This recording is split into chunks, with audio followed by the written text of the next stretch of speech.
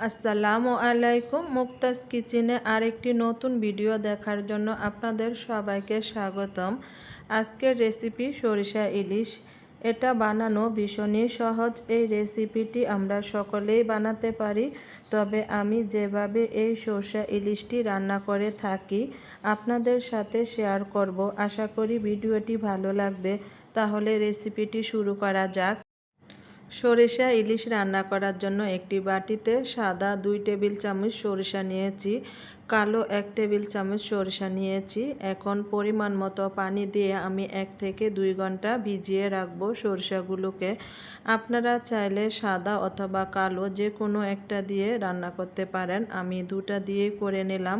আবার চাইলে আপনারা দুটা সরিষা দিয়েও করে নিতে পারেন। খুব ভালো করে পরিষ্কার করে ধুয়ে নিয়েছি। এখন একটি ব্লেন্ডারে জারে নিয়ে দিয়েছি 3 থেকে 4টা কাঁচা মরিচ, দিয়েছি হাফ চা চামচ লবণ, পরিমাণ মতো পানি দিয়ে আমি স্মুথ একটি পেস্ট তৈরি করে নিয়েছি। সরিষা পেস্টটাকে চেকে সরিষার খোসাগুলোকে আলাদা করে নিয়েছি।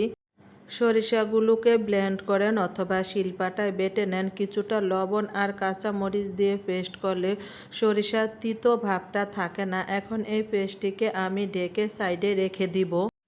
সরিষা ইলিশ রান্না করার জন্য এখানে আমি 5 টুকরা ইলিশ মাছ নিয়েছি। কিছুটা হলুদ আর লবণ মাছের দুপাশে মাখিয়ে আমি কিছুক্ষণের জন্য রেস্টে রেখে দিব। চুলায় একটি প্যান বসিয়ে দিয়েছি। দিব 4 টেবিল চামচ সরিষার তেল, 4 টেবিল চামচ সয়াবিন তেল। আমি দুটি তেলের সমন্বয়ে রান্নাটি করব। আপনারা আপনাদের পছন্দ মতো যে কোনো একটি তেল দিয়েও রান্না করতে পারেন। এখন দিয়ে দিব হাফ টিস্পুন কালো জিরা, দিব 3 থেকে 4টা কাঁচামরিচ সুন্দর একটি ফ্লেভারের জন্য। হালকা আঁচে আমি কয়েক সেকেন্ড ভেজে নিব। দিব 3 টেবিল চামচ পেঁয়াজ পেস্ট। এখন এই পেঁয়াজ পেস্টগুলোকে মাঝারি আঁচে 3 থেকে 4 মিনিট ভেজে নিব। দিব হাফ চা চামচ হলুদের গুঁড়া, দিব হাফ চা চামচ লাল মরিচের গুঁড়া। জালটা আপনারা আপনাদের পছন্দ মতো অ্যাড করে নেবেন।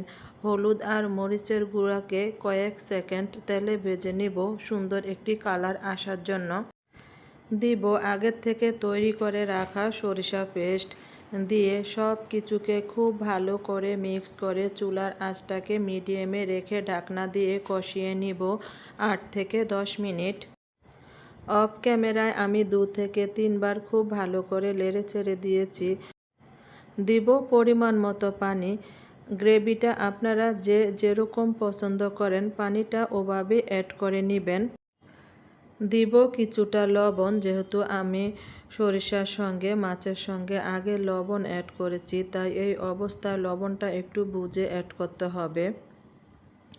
কিছুটা বলক আসার পরে এখন আমি মাছের পিসগুলোকে দিয়ে দিব। মাছের পিসগুলোকে দিয়ে দেওয়ার পরে আমি চুলার আঁচটাকে মিডিয়ামে রেখে ঢাকনা দিয়ে 4 থেকে 5 মিনিট রান্না করে নিব। 5 মিনিট পরে মাছগুলোকে উল্টিয়ে আবারও 4 থেকে 5 মিনিট ঢাকনা দিয়ে রান্না করে নিব। 5 মিনিট পরে ঢাকনা সরিয়ে হালকা করে নেড়ে চেড়ে আমি কয়েকটা কাঁচামরিচ দিয়ে দিব। এই কাঁচামরিচগুলো ঝালের জন্য না, সুন্দর একটি ফ্লেভারের জন্য। ঢাকনা দিয়ে আমি আরও 4 থেকে 5 মিনিট রেখে দিব।